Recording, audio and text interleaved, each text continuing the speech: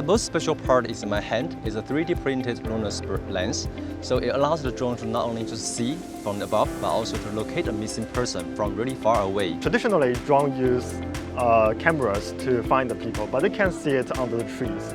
Our drones use Wi-Fi signals, which can penetrate the leaves and find the devices carried by the victims.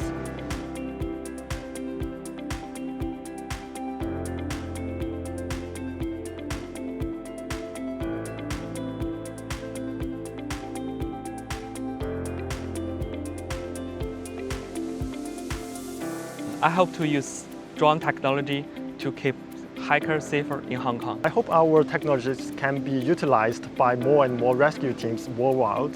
If more people can be saved using our technology, our hard work will be worth it. There are 11 million hikers every year in Hong Kong, and with the current prototype, we hope this technology can benefit all of this with a safer hiking environment.